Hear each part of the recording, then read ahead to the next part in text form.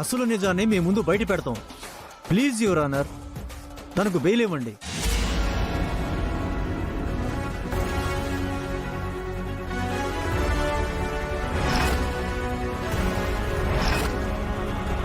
Court proceedings గురించి మీకు తెలుసు కదా. బెయిల్ ఇవ్వాలంటే సరైన కారణం ఉండాలి. ఆ అమ్మాయి నేరం ఒప్పుకుంది. తన స్టేట్మెంట్లో అది క్లియర్గా ఉంది.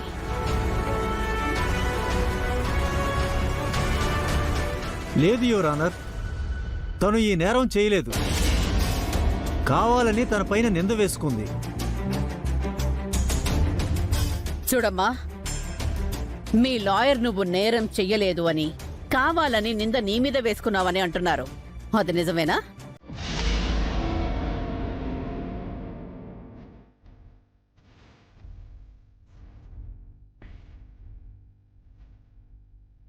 లేదు మేడం, నేనే తప్పు చేశాను. నా వల్లే మా కుటుంబం కష్టాల్లో పడింది. నేనే బాధ్యురాల్ని, అందుకే నేరాన్ని అంగీకరించాను. ఇట్స్ క్లియర్ కదా, ఇంకేంటి?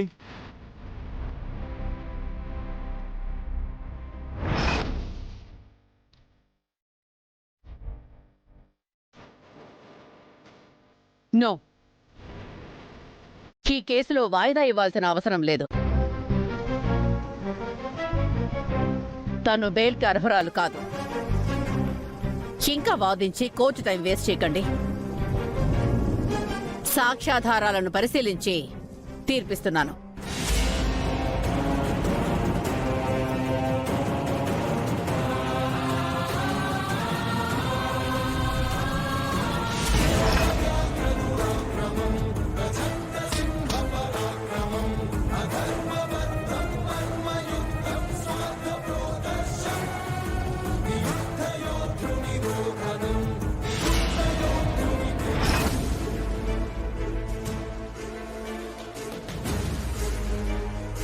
Order, order, order.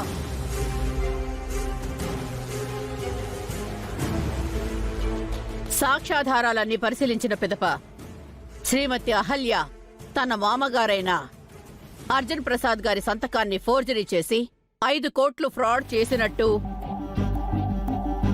వాటితో విలువైన నగలన్నీ కొన్నట్టు, ఆ అకౌంట్స్ కు సంబంధించిన సాక్ష్యాలన్నీ మాయం చేసినట్టు నేరాన్ని అంగీకరిస్తూ వాంగ్మూలం ఇచ్చింది. కావున